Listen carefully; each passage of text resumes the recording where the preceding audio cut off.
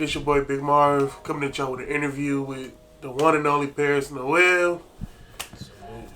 We are doing an interview of his damn near classic album, Beautifully Flawed.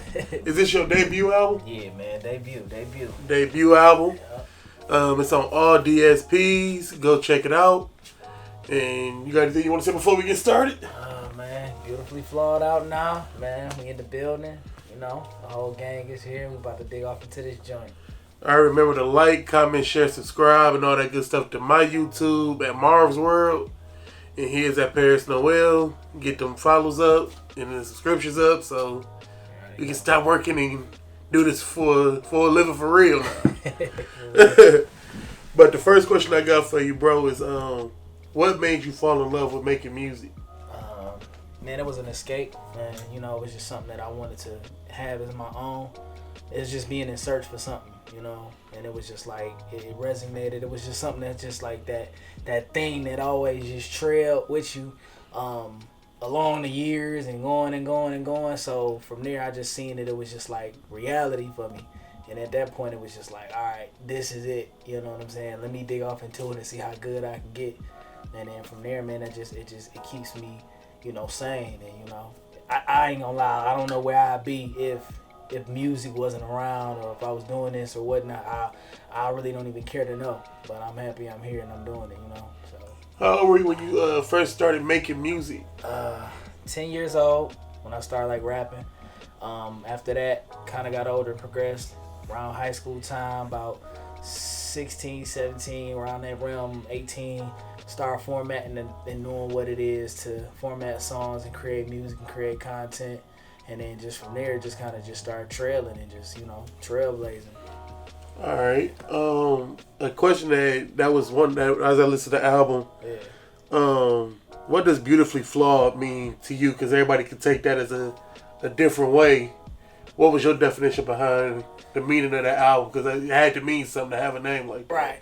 Right. Typically, change is the significance of the album. Beautifully Flawed is representing to our imperfectness. You know what I'm saying? Realizing that we ain't perfect, you know, and understanding what it means to be imperfect and embrace it, to make things that we got control of and change. You know what I'm saying? What we don't have control of course, is, you know, I want to say it's unfortunate. It is what it is. You know, we live with it and we have to go about it as we go. But what we have control of, you know, I think it's best that we take change and take the time that we borrow and then, you know, what we have here while we on this earth to be significant. You know what I'm saying? And be the change, not just our lives, but, you know, other people's lives as well to help. You know what I'm saying? That's my whole thing, because you can cause a lot of damage to people and think that you helping, but, you know, not knowing what you're doing, you know. So I just really truly feel like Beautifully Flawed is in representation of everybody. Like it's a universal topic. You know what I'm saying? Right. It's something that everyone needs to embrace. That's how we are as people. I got to keep going back into the album. Yeah, man. It's all good. And I think it was the first song you said you have to kill the old you to give birth to the new you. Yeah. What lessons did you bring from the old you that made you a better person today? Just realizing that you don't want to keep living your life in a hamster wheel. You know what I'm saying? Keep going in this cycle over and over and over and over and over again. Like, you know, you need to change some things in order to bring a difference in your life. So I just feel like typically killing the old us is something that dominantly needs to happen. You know, it has to happen because it's ways and characteristics and traits and all bad habits that we have as people that we need to attack, you know what I'm saying, and get rid of it and alienate it, you know, the best way that we can. So that way we can get to that fresh new start, that restart button. You know what I'm saying? You know how people went at the end of the year, they're like, man, I'm about to do New Year's resolution. It's going to be, you know, I'm going to start doing this, start doing that, XYZ, and they lose sight of it. You know what I'm saying? Right. We got to stay on that course, you know, on an everlasting type of realm, you know. So I just feel like looking at yourself in the mirror is some of the hardest shit to do. You know what I'm saying? When you know that you got some flaws and you got some shortcomings and you got some changes that you need to make, that you people telling you. You know what I'm saying? People telling you this, but when you take that time and you take that moment and you just sit there and just analyze and just look and be like, damn, man, I gotta do something different. It's something gotta change, something gotta happen in order for me to be to reach my greater. You know what I'm saying? To reach that breakthrough. So that's what that line really just set the tone. You know. With you making the album, so I never heard an album so vulnerable and open and just being honest. Right. And I feel like that's a lot what you was trying to convey to people. Yeah. And what was it? Any songs that was hard to make from a personal spot of revealing old wounds and going back dealing with them problems again? Or it was just like you just getting it out and throwing it out there. And yeah, honestly, it was a lot. I'm not. One thing about me is like when I told myself I was gonna go into music, I was gonna be honest. You know what I'm saying? Straight up. I'm going to be honest. I'm going to put it out there. However the situation may be. You know, the situations like where I was in an unforeseen circumstance where it was allegedly a child that was supposed to be mine. You know, when I had talked about it and letting go. You know, I was in a real bad headspace at that time. You know, I was like depressed. Like I was stressed out. Like it was just, I can't even explain it. It was just a real dark space for me, you know what I'm saying? I didn't know how to deal with it. I didn't know how to handle it, you know, and it just took me in a place where I just felt sunken, you know what I'm saying? And then just touching bases on a lot of things with dealing with my political views on how we are as, you know, African American males in this country, and you know what we have to deal with the justice system and the unfairness and how it's set up as a trap for us, and you know how we got to channel that and deal with that. And then not only that, you know, just situations that I deal with personally, like with the you know, relationship with my father, and you know how we not seeing eye to eye, like all of these different things that I'm tapping into as I'm putting them out on paper or I'm putting them out on wax. It's kind of like it's tapping a nerve when you hear it back, you know, and it's like damn, like you know, because I'm listening to it like damn, like I know it's like he got to be reopening, like some wounds to touch that touch that spot, and you can feel that through the music. Yeah, it's just like being sacrificial in a sense, you know, like you got to kind of make that sacrifice to put it out there, because my thing is this. I wanted to touch people on the next level in the next generation. Like I said, my biggest thing is always to create something that's going to outlive me to help others live on. You know what I'm saying? And that's something that I'm sticking with to the roots and to the core. So it really, like, to really put myself out there like that, I'm not afraid to, you know, I'm not. But because you never know who you're touching. You never know who may be battling and dealing with these things that don't have a voice. Don't have a platform, and they can try to channel it to be different. Have a lot of people reached out to you and told you how this album impacted their life, or how certain songs made them feel and get through some? Honestly, man, it's been, the reception of the album has been very, very organic. It's been genuine. I feel it, like, you know, just it's compelling, it's heartfelt. Like people have been coming at me left and right, and still ongoing, you know, like, yo, this is something. This is what people telling, like, yo, this a classic. You know what I'm saying? Like, I ain't never heard, you know what I'm saying? It's a, like, coming from a consumer point of view. Because I went into it, I heard a couple songs from you before. Right. Because, you know, we both know the same people. Right. After I heard one, I'm like, I know he about to come out with some fire, some up-tempo. And I heard the album. And I'm like, ain't no up tempo on here. It's right. I'm giving you straight bars, and I'm sitting here. I was listening to it, confused because I was waiting on that up tempo record. I'm waiting. I'm like, I'm not gonna get it. Right. It's just about to be. He about to bar me and teach me a lesson. In doing that. Yeah. Why didn't you have any like rapper features on there? I just think that the message that I was trying to convey was more so on a level of, like, how can I put it, like, it just matched the energy, you know what I'm saying? Couldn't nobody's story just like it just matched the energy, that everything just felt right. Like, it's nothing against rappers, you know what I'm saying, or anything, because I definitely, you know, have features, and you know, it's artists that I'm fans of, you know. I just feel like this was my moment. You know what I'm saying? It was just like, you don't see a lot of unknown rappers that go to the non-feature rap of I'm gonna be selfish and make me the star, right? Instead of bringing somebody else on the ride with them. Yeah. It's definitely like when you sometimes you just gotta you have that moment where you just want you gotta get something off your chest, and you may need a little bit assistance, but it may be the assistance where a person can, you know, kind of like bring a strong point, like the artists that I have on there, you know, is Katrina Carson, Lori Love, then Rod Brown, you know what I'm saying? So it's like these are people that I've known over the course of years. Cause it's not a fearful thing. I ain't afraid of it. No, I know you're not. I know you're like not.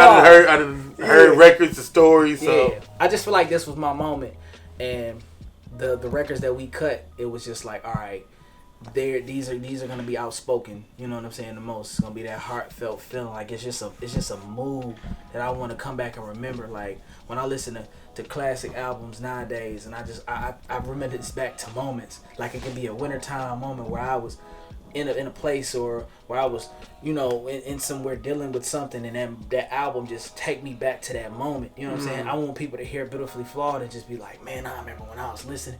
I remember this album take me back to when I was dealing with such and such, or I was in this situation, or in that. You know, it just basically soundtrack of that moment. So you know, that's you spoke of classic albums. What are some of your favorite classic albums, and who are your influencers that helped you make the album and help you make the music that you make now? I would say classic. I'm gonna say artists that got classic albums. Nipsey, of course. J. Cole, one of my favorites. Hove, of course.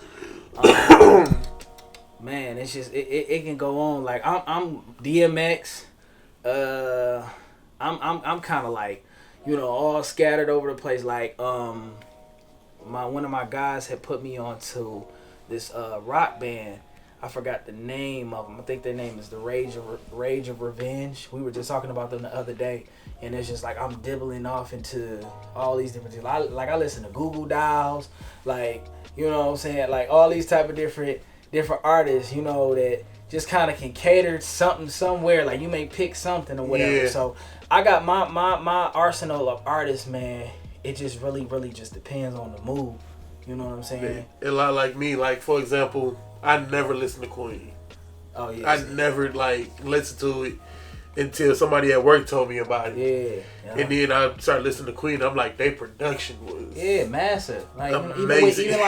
Even like Bono, like, you know what I'm saying? Like I didn't know how impactful he was to what he was doing, and you know how when I was paying attention to him when he was doing the interview situation with like Jimmy Iovine, and I was like, man, damn, like it hit to a different direction where you really open your music horizon, where you don't want to be like that one dimensional, and it opened a whole new palette of sounds that make you and the audience grow with you and make you better and show you can do more than the boom pat that everybody expects you to. Yeah.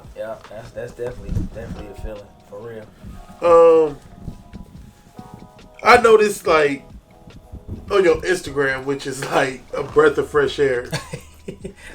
Like it's truly a breath of fresh air, because I remember being a kid going into a store and looking at covers and looking at the pictures in the covers, and you put that on your Instagram like every day. And I just look, like every day I look at the pictures and be like, dog, this shit is cold. that you took the time and wrote your thank yous and who helped you do this and who produced that and who mastered this. And what made you get at, was it a feeling to do that, or you do like? Honestly, man, I have to thank my guy, because it's gonna mess you up. Rob Brown did all of that, bro. That's on Who Am I? He did all of that. Like, wow. He man, I don't know where it came from. I've been knowing Rob for years, and I told him like, I like how Black did his album. You know, the album he dropped, the Love Letter. How afterwards, even like my guy Marcellus Jovan, he was on that show with Lenny S, Rick Ross, and The Dream. Oh yeah. Marcellus Jovan, he had dropped the album. Everyone, I think Everyone Lives in the End, I think, or whatnot. Forgive me if I'm saying it wrong, but it's a classic to me. I love it.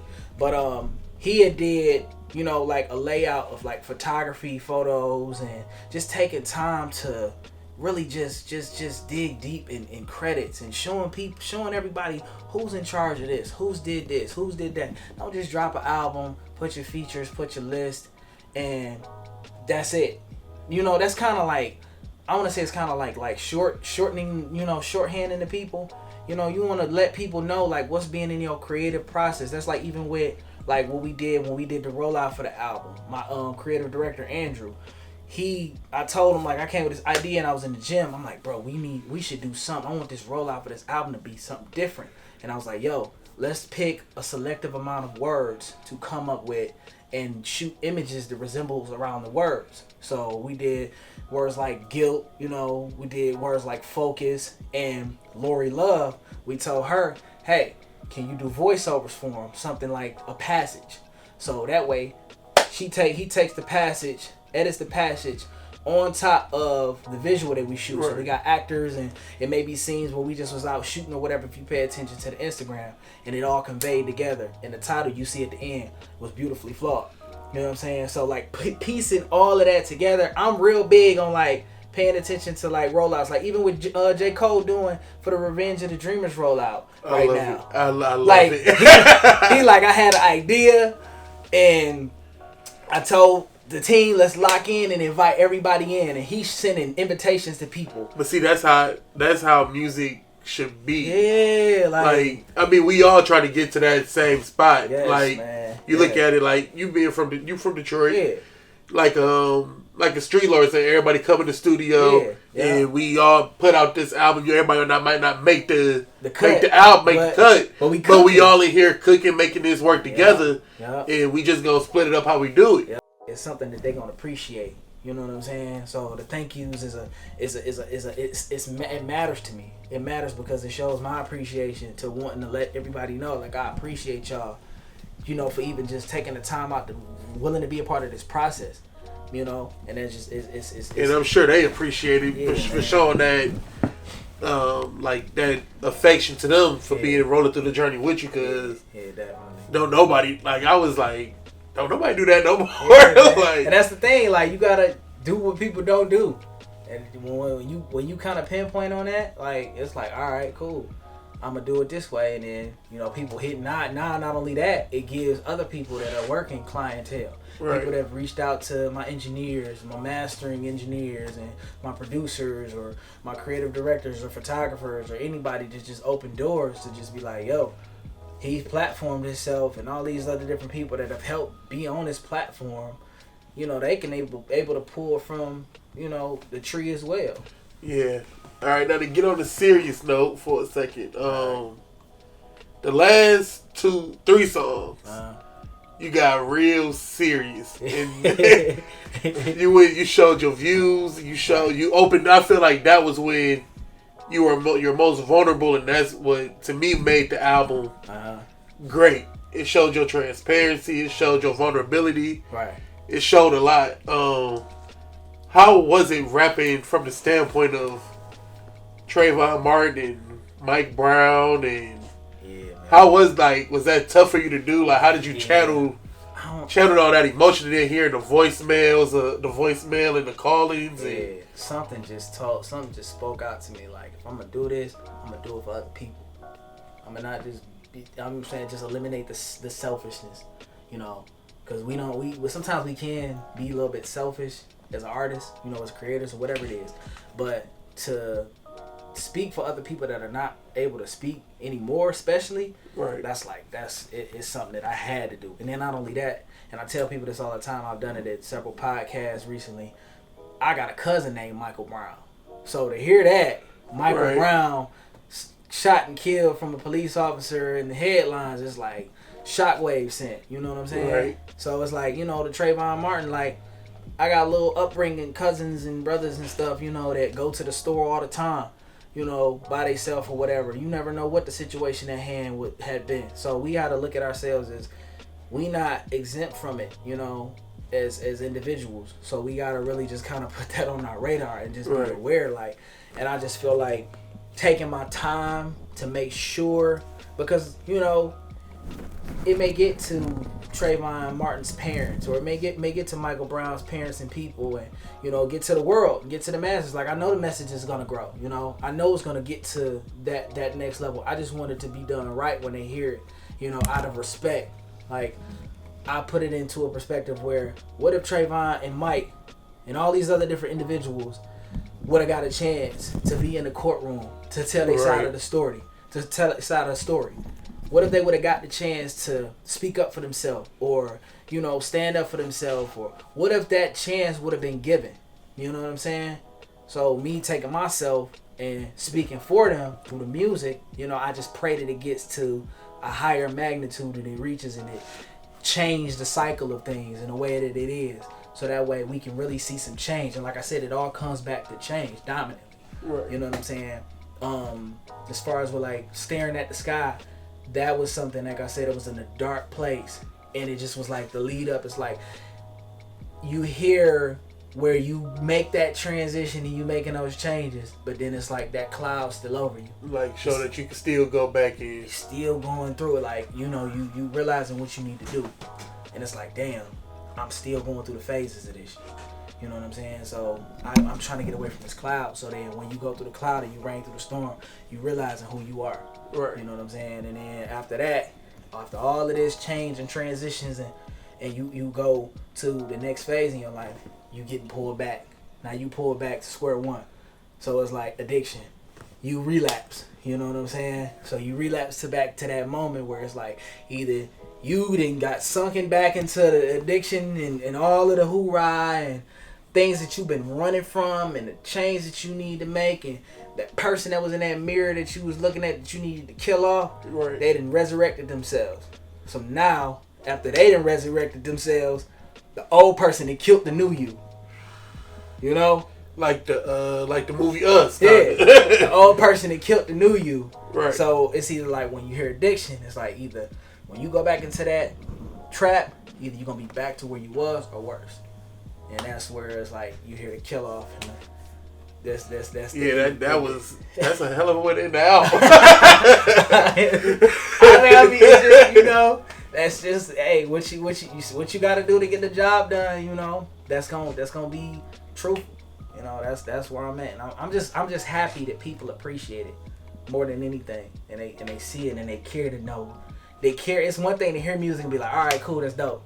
But for another situation to happen and be like, all right, cool, I want to sit down and pick his brain on where he was with that. Right. That's. You know what I'm saying? That's all I can really do. I was just sitting there like, did he just kill himself? The care, like, you know what I'm saying? The care to know is like, damn, that's wild, Right. A couple more questions. What influence did Rail Carter have? Because that's a lot of people might not know that's Jay-Z's nephew. Right. What influence did he have when I see he was the executive producer? Yeah, he did the A&R for it. Like, he A&R the album. His influences dominantly came from showing me to get straight to the point. You know what I'm saying? Like, he was in the office when he was in Rock Nation telling me, yo, we got to do it like this, P. You got 18 records, we're going to have to cut it down to 6. I was like, ooh, like, that hurt. It hurt, like, but then I'm like, all right, if we cutting it down to 6, I say, Real, we've been promoting the album, bro. That's an EP. He say, trust me, man. I said, all right, I'm fighting back and forth with him. Like, let me get these two on here so we can make the story align right. He was like, all right. So we met in the middle at 8. I got you 18, you cut down 10. I'm like, all right, cool. I am not even tripping. So when he picked the list, I was satisfied with when he told me where he was going with the 6. I was like, oh, this rock. Right. I'm vibing with it. You know what I'm saying? Then when I added my 2, I was like, cool, bet. So him telling me and letting me know views and perspectives of how albums are put together now, and giving that sequencing. And not only that, we wasn't done when he had picked the list, because my producer Jupiter has still had to do a score for it. So when you listen to the album and you hear transitions from like Be the Change to Too Busy Living, right, Too Busy Living to On Edge and On Edge to all those different transitions and moves and all of that, like, it's just all putting you to like that realm of like, okay, this is like fucking people up at this point. Right. You know what I'm saying? You want to take them on a trip. Yeah, it's an adventure. You know what I'm saying? It's an adventure. Like, what's next? What is this? You know what I'm saying? Then you hit them. So with Rel telling me about the list and everything and putting everything together, he was telling me about the generation of today, how the attention span is so short. Very. So I seen it from his views and perspective, and I was like, damn, this is dope. Then I hit my manager, Alicia, and I was like, this is what we got.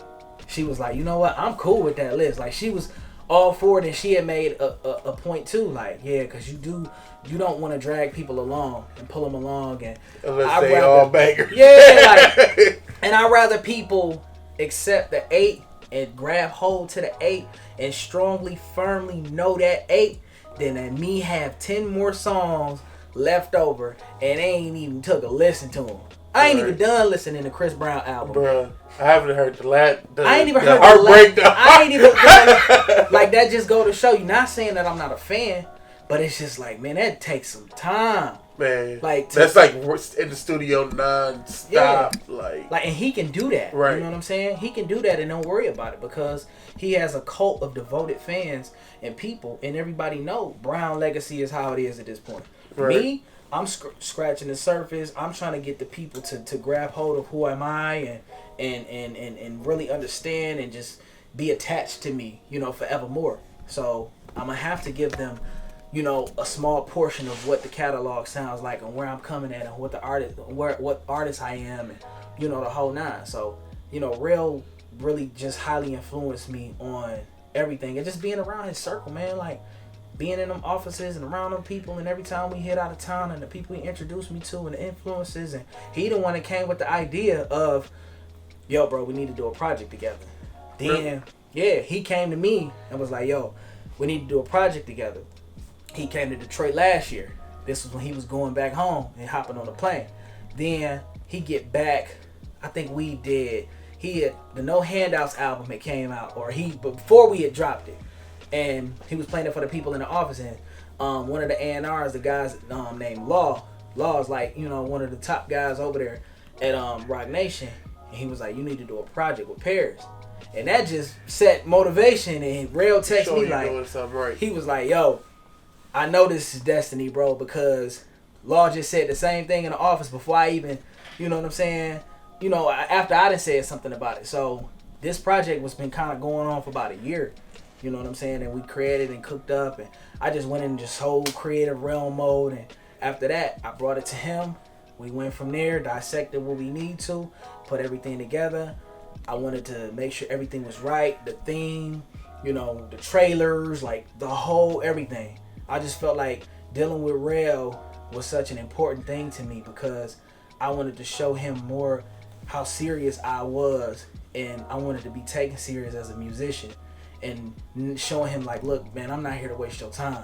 You know what I'm saying? So whatever confusions or whatever things that I may have done wrong or whatever I may have missed or whatnot, you know, my apologies. But I just want to show you, like, I'm 100. You know what I'm saying? Like, I really, really want to get at this severely. So, yeah, man. That's big bro. Was it a song that you fought for to be on the album that he wasn't really too high on, or was it a song that he was high on that you wasn't high on? He stopped at Staring at the Sky. I think